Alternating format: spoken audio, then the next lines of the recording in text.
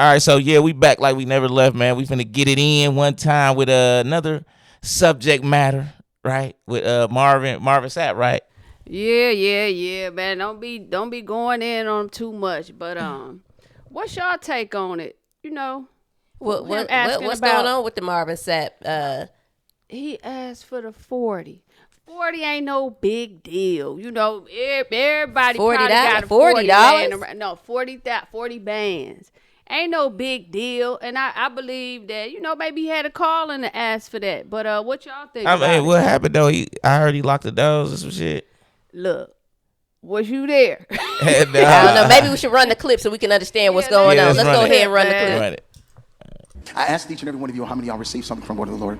Everyone in this place said these words, I did. Because of your acknowledgement of what God did in word, there is an obligation that is attached to that acknowledgement. And this is what God is saying for at least 1,000 of you in the building. I'm not going to challenge you the way Bishop did, but I know that there's 1,000 individuals under the sound of my voice that can do what I'm about to challenge you all to do. 1,000 people giving what I'm about to challenge will be $20,000. Now, for those of us who are on the dais, I'm taking you higher, so put it back. I'm a strong believer that leaders lead not only in time, not only in talent, but also in treasure. I was taught a long time ago that it costs to sit up here. There's 1,000 of you. I said close them doors. Ushers, close the doors. Close the doors. Close the doors. We all gonna leave together.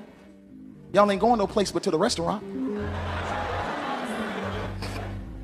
There's 1,000 of you tonight, and those that are watching, it's 1,000 that's watching online. This is a small seed. If I get 1,000 online to give this, if I get 1,000 in the sanctuary to give this, that's $40,000 tonight. Now, everyone up here, we've all sold and seeded, but I need everyone standing up here with us, with me, to plant a seed of $100. Because again, it costs to sit up here. Y'all start moving.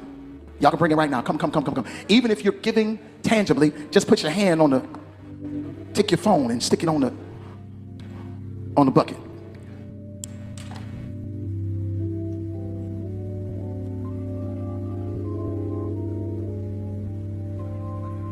Shh. Giving is worship. 1,000 people online need to give $20. This is easy, saints. This is an easy miracle. We should be able to raise $40,000 tonight just from y'all giving. I'm about to go get in my truck. I'm going to my hotel. I got me some fruit. I'm doing fruit now. Fruit and water. Look at us. Yeah. Now after you come up here, you can open the doors. Y'all can walk out the door after you come up here. But make sure you come this way before you go out the door. That's it. Look at God. Look at what God has done. All right, so we back with it, man. That was crazy. Yeah, pimps in the pulpit is all I'm going to say about that. Yeah. Yeah. I mean, I know you used to, be all up in Marvin Sapp business. Hold on. How you feel about your man? Hold on. Now, I've seen Marvin Sapp. I've been to his concert. He can sing. I love him. I love his music. But him asking for the 40,000, I'm wondering, what was it for? What was it for?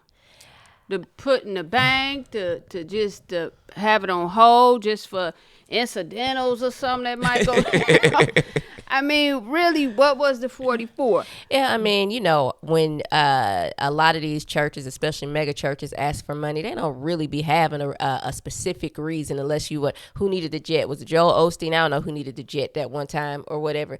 But they rarely, it's more like the ministry, like this is just going to be into our ministries and wherever we decide to put it, that's what we're going to do. And the church needs money to operate. We got lights, gas, water, whatnot, right? Yeah. So, they like, if you want to keep continuing to hear me sing and hoot and holler up here on this, stage, then you got to pay. But I was thinking maybe he was taking the 40, collecting it from people and going to hand it out to people who less fortunate. Now, Hold on. Rest his soul, Bishop Eddie Long. I know we ain't talking about him, but he did do that. How much you get? No. It wasn't about me. This is what I saw. You know, he had everybody go in their pockets. You know, he didn't make them go up in the pockets, but if you could help them out, help them out. I'm going to tell you, it's like you paying my debt off.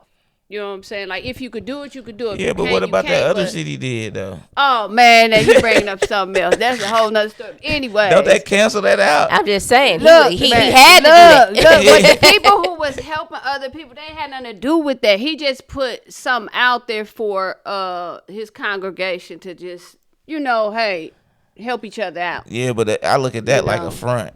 Like, you just front. That's the same thing we was just talking about with Big U. He had a program with the GRIT program in Cali, right? He was helping the youth. Yeah, did he not help the youth? Yeah, I'm sure he did. I mean, but then on the back end, it's really like a facade to get over on some it's a money laundering I know operation. What you're saying, but let's get back on the main thing right here. I feel like whatever, some put something on this man hard to ask for the 40,000. I mean, we don't know that. I don't know that. But I know it sound all ruthless just because he like, hey, lock them doors. Yeah. And his voice did change. He did sound a little bit aggressive with it. But I probably, if I was there, I probably couldn't do nothing but laugh. You know what I'm saying? Now, what if you was one of the people walking out the door and they just pulled it open on you? Is you pushing people out the way and walking on out, or you just gonna stand there to hear what the man's got to say? I'm gonna stay sitting there because you know what? At this point, the way his voice sounded, I don't know if the man got a pistol on his hip or not. but I did call my parents yesterday, you know, because they go to church, you know, they in the church now. Right. And, you know, they don't be on social media. Right. But I asked my mom, I made 2 different phone calls. I asked my mom, you know, if her pastor was to ask for that, you know, this and that. She just straight up said, I ain't got that to be giving him. Right.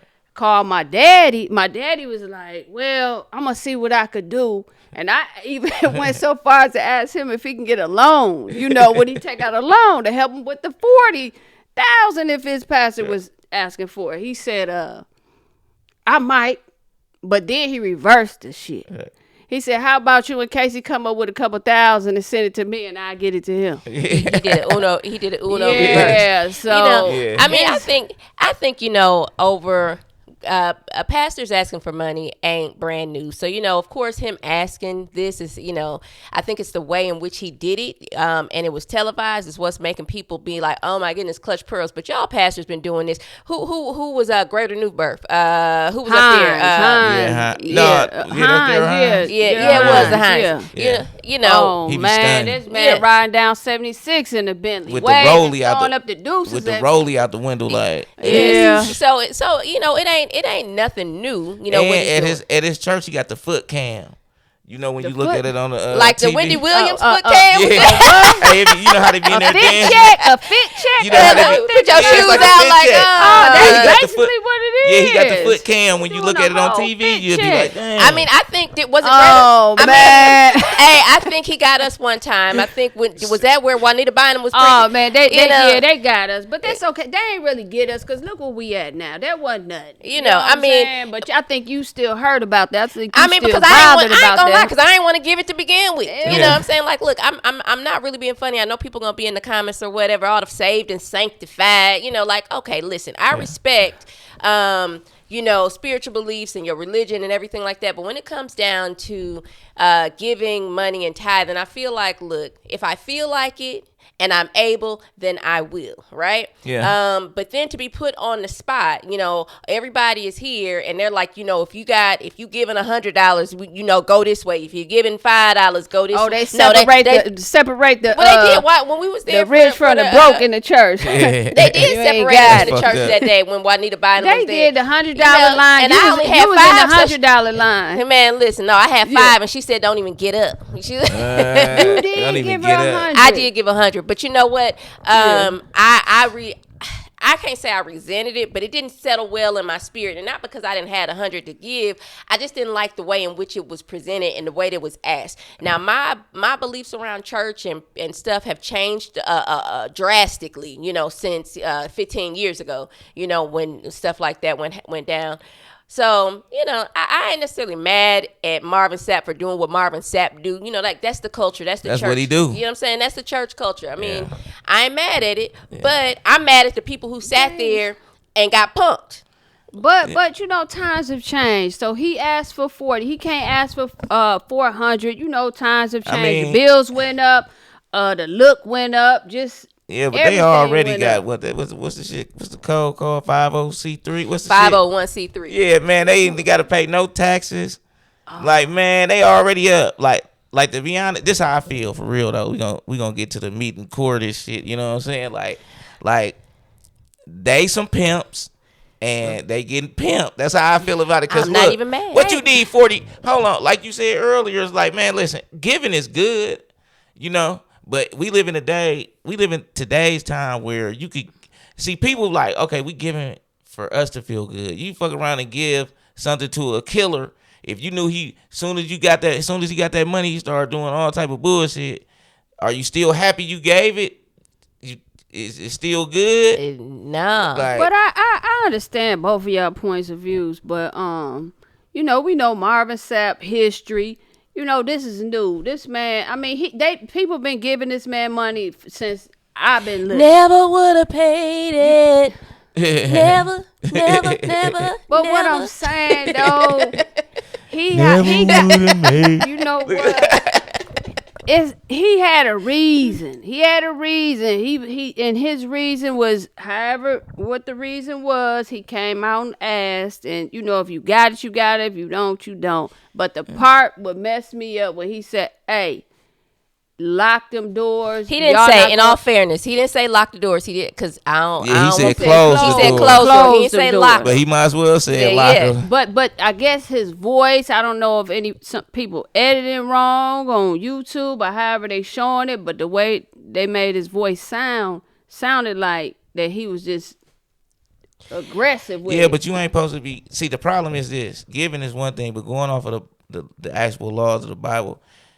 Tithing don't even mean tithing don't mean giving money. I gave my billy goat. So I think people getting it misconstrued like, oh, okay, well, shit, he's supposed to ask for it. No, he ain't. He's supposed to, cause what? So-called Jesus was a carpenter, right? Yes. I don't want to get too deep into it, but he was kicking around gangsters and crips and thugs and hoes and prostitutes. So why this nigga get to come in and act like, oh, he supposed to have jets and everything? Like, no. Yeah. Like, get on the bus like everybody else. That's what I'm saying. Drive that car with the oil leak at the bottom. Keep preaching then. Yeah. If that's your calling, why you gotta be rich? That's what I'm saying. I'm like, I do feel like, you know, when you are in those positions, I feel like your status should be at the level or slightly above what your congregation is, right? Like if your congregation is out here and they're not having no money like that, but you up here and you having all the money, I don't feel like you're doing something right. I'm like, because you should be, you know what I'm saying? I don't feel like you're doing something right, because how can you be so here and you got this person, they coming to see you, you know, listening to you every Sunday, sometimes on Wednesday, you know, for Bible study, whatever the day y'all do Bible studies on. And, you know, they've been coming for years, but yet they struggling and they paying their tithes and they giving the offerings and you see them and they can't even come and get their light bill paid, you know, because it got cut off. Like that doesn't make sense to me. To me, that doesn't seem like the nature. Some of them probably can. Yeah. I know some people that got their light bills paid and shit. I mean, I ain't saying. I mean, they done paid a light bill, but that don't mean nothing either. Yeah, I mean, you know, pay all the light bills you want, but at the end of the day, you doing it in the name of the Lord, the Most High, whoever you believe in, whatever, you doing it in the name of a Most High, and I'm pretty sure, unless it's the devil or something, you know, I'm pretty sure that you ain't supposed to be using his name in vain, whoever your God is, right? Yeah, I mean, that's true, unless you down at the New Birth come up. Church of God in Christ, then you know you allowed to do whatever, and your congregation will make every excuse in the book to accept it. But we're gonna wrap up that section. We're gonna get on to the next. And y'all let us know in the comments, man, what y'all think about that one time. We're gonna get on to the next one, man. We got Just Hilarious coming up. Let's go. All right.